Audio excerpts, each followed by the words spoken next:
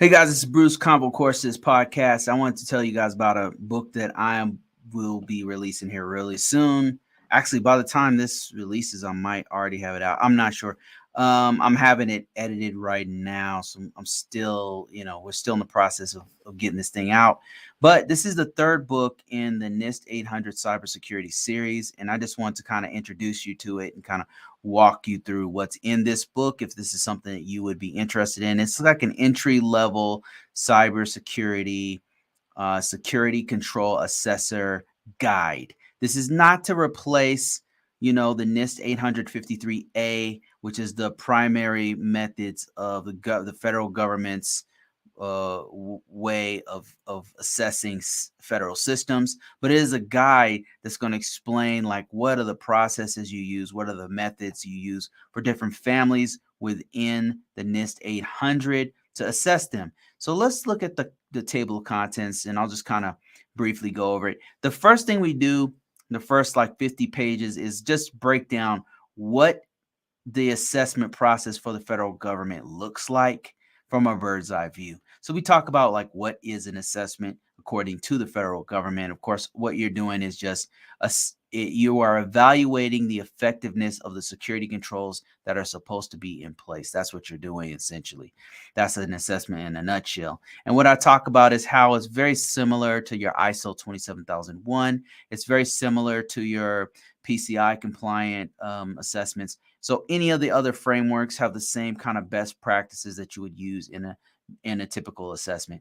We go into like what are the roles and tasks and responsibilities of a security control assessor. Like if you are put in this role, what kind of knowledge base, what kind of skills and abilities are you expected to have? We talk about the process of the assessment from the federal perspective. We're talking about how you're going to prepare for it, how you're going to do a security assessment plan, making sure that that's approved, going through the requirements of the organization. Super important to have good points of contact before you start, getting a scope together. And then we go into the conducting the actual assessment. And this is all kind of a high level. We're not going super deep into this stuff. Like if this is, like I said, this is not to replace the NIST 853, but it's there to help you, to guide you through, to interpret what's out there, So the methodologies is what you're going to use for conducting the assessments. The methods include, but are not limited to, examining, interviewing, and testing. Like examining, you're observing, you're analyzing documentation, results of old scans you might do. Interviews is getting with the points of contact, the subject matter experts on a particular part of the assessment of a particular, it might be a server, it might be the network engineers. You have to interview them. And then testing the system is looking at the behaviors of the systems to actually see if the controls, typically the technical controls on a system, are implemented properly and effectively. And then we talk about the SAR. What goes into a security assessment report? And we give you like a breakdown of the things that you would normally see in a security assessment report. Now, this is not a one size fits all thing. It looks different from every organization has their own spin and flavors with this one. So we just kind of keep it high level and just explain like here's what a SAR is, and here's the things that you would expect to see in a SAR and some of the gotchas of a SAR. And then we go into post assessment. This is not in the NIST 800, not in the NIST 800 115 or the NIST 853A, but you normally will see this. You would normally see this in the industry. Typically, after you get done with your whole assessment, you get your package together, you get your assessment report, your risk assessment, your security assessment report. There's different names for the actual final report, but you would deliver that to the organization. You might present it to them. You might give them a few days to kind of rebuttal the stuff that's in there and give a response, and then you would include that into your briefing or something. But that's something that normally happens, but it's not actually in the doc. You can't find that documented, but every organization I go to has something like that.